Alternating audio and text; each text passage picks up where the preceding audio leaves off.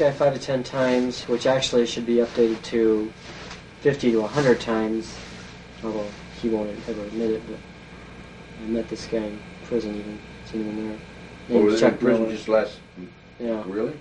He was coming up stuff, and he recognized me, and the funny thing was, I always thought, well, how did he recognize me and know all about me and stuff, and come up and start talking about the Franklin case stuff. If all of a sudden I didn't have nothing to do with him, and he wouldn't admit, well, I don't remember you, as he kept saying, but it was Chuck Miller, and I knew him from about 81 till 83, and then I got away from him. And that's the guy in prison? Yeah, he lived on 30th in California in Omaha, and he was kind of involved by himself. He was kind of in a group all by himself. He didn't have a big group. I met him down on downtown area and stuff, and some of his other kids that he was messing around with. These guys pay you to do this?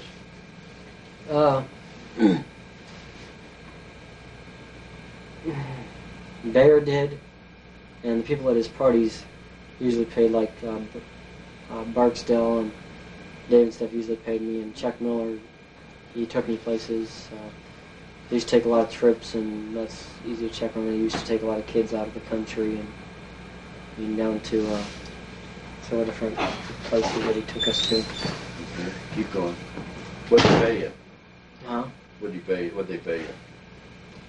It depended. I'm embarrassed. Sometimes I'd get drugs, sometimes I'd get money. I'd get anywhere from $20 to several $1,000s for depending on what I had to do and how long I had to be there or whatever.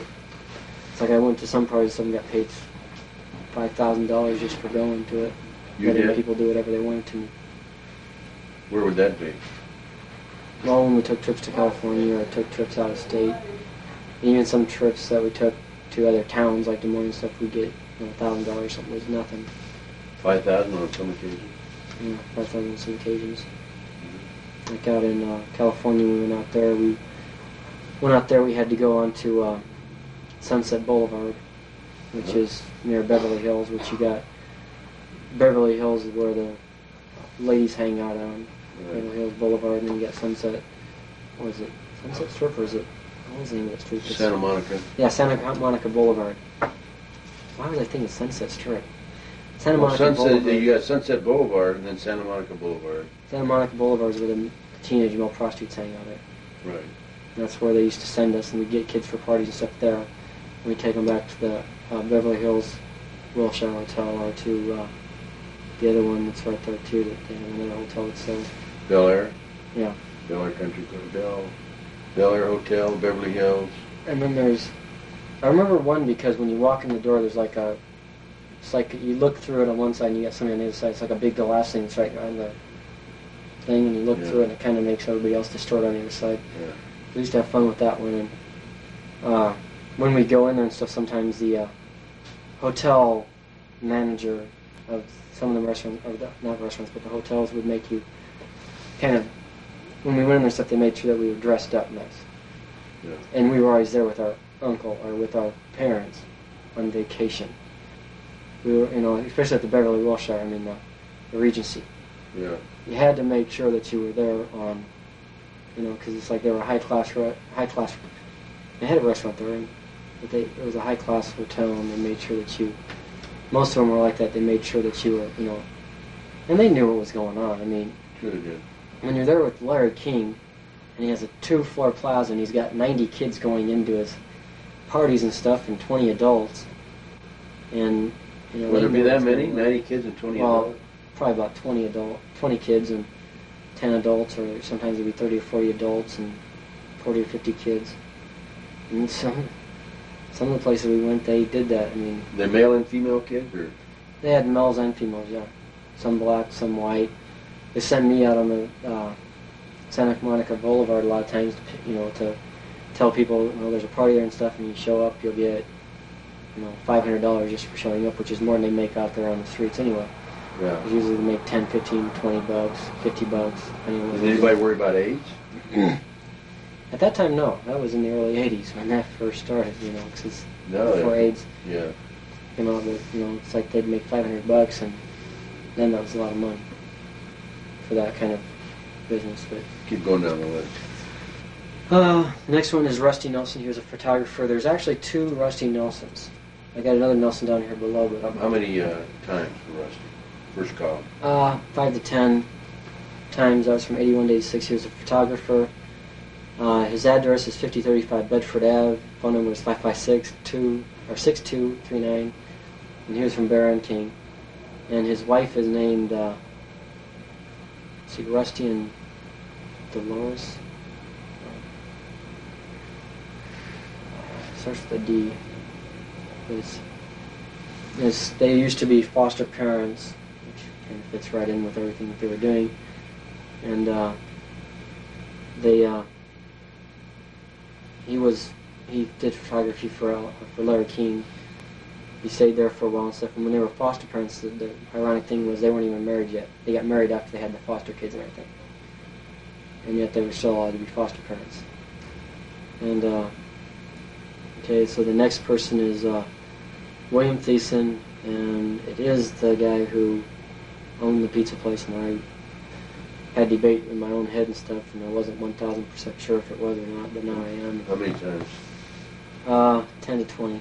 In Omaha? From 79 to 85, yeah. In Omaha? In Omaha. Mm-hmm. And he was involved with Citron and Anderson and that group with Bear and stuff.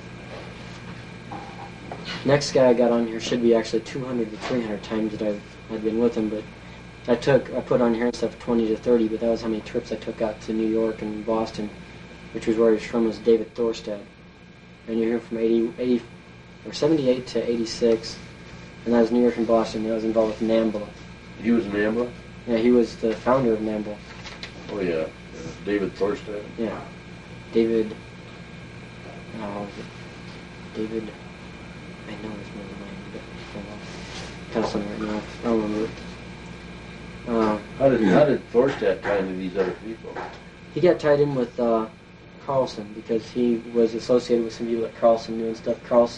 Some of Carlson's group was getting involved with NAMBLA because of what they did and what Carlson and them were doing. They agreed with it, so they got in contact with them and stuff. And David Thorstad came in and talked to him and stuff, and took a liking. He came in Omaha and talked to him on a lecture, or just talked to him? He talked to them socially.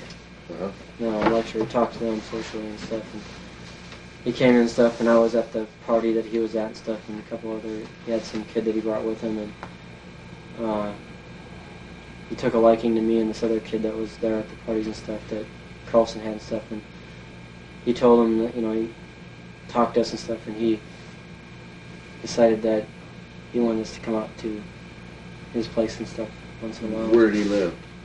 Out in New York or Boston. I'm not sure if he lived in New York or Boston. I know every time I went there, we went to either place. He had two places that he stayed at. What does he do for a living? He was a freelance photographer or journalist or something like that. I know he took a lot of pictures. And I met him before NAMBLA ever formed. He was part of the Boise Committee, which was the Boston Boise Committee. I don't know if you ever heard of that. It was the group that NAMBLA came out of. I mean, I was involved with that before that and stuff. They got me in touch with a bunch of people all over the country. I mean, that's how I got involved with all these different guys. They provide the names to the kids. They would never provide kids' names to the adults until they got really into it so much, in fact, that, it's like David Thorstad and stuff, they weren't dummies. I mean, it's like the only way they'd start providing names of kids to other men and stuff is if they knew that this guy was having sexual relations with children or stuff on a regular basis and was very active in it. Otherwise, they wouldn't, because they were afraid it might be an undercover thing. They don't want anybody to know that they actually do that kind of service for people. You want to explain what NAMBLA is? North American Man-Boy Love Association. And you know anything about the organization? Yeah. Tell me about it.